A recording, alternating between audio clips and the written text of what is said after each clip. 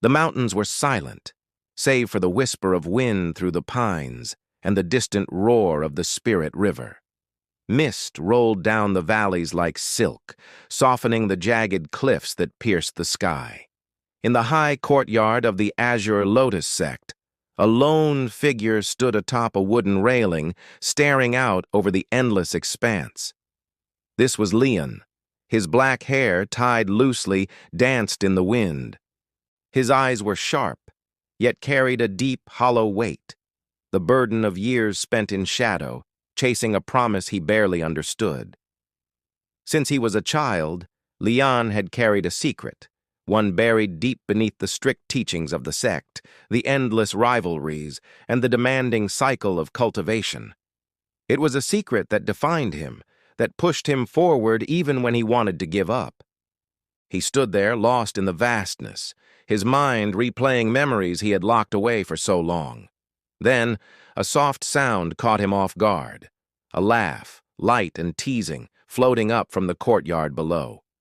Leon's heart stopped. It couldn't be, but he knew that laugh. He knew it better than his own heartbeat. "Kyle!" He barely breathed the name, a whisper lost to the wind. Just as the name left his lips, a shadow fell across his path. Kyle. He had grown taller, broader, his shoulders strong and steady.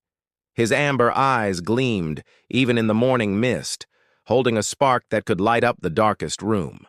His presence was as immediate as sunlight breaking through clouds, warm, undeniable, stirring something within Leon that he had thought was long dead.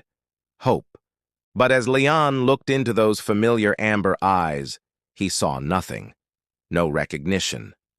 The warmth in Cale's gaze was casual, unburdened, as though Leon were just another disciple in the sect, a stranger passing by. And in that single crushing moment, Leon felt hollow all over again. It was as if 15 years of shared memories, of promises and laughter, had been carved from him in a single, silent breath. The boy he had known was gone, replaced by a man who looked right through him. 15 years ago, things were so different.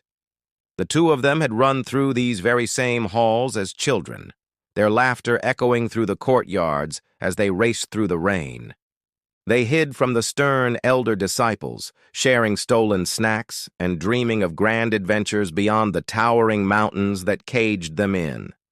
They were inseparable, two halves of a single whole. One night, under the soft glow of a full moon, they climbed a small hill overlooking the sect. With the innocence and conviction only children possess, they swore an oath. They promised that no matter where life took them, no matter how far apart they would always find each other again. It was a vow sealed not in blood, but in a bond that felt just as unbreakable. But life, as it often does, had other plans. Leon was the first to leave. He was sent away to a distant, rigid sect to study under the watchful, unyielding eyes of Master Shen. The separation was brutal, a tearing away from the only person who truly understood him. Cale remained behind, growing stronger, wilder, his spirit as untamed as the mountain winds.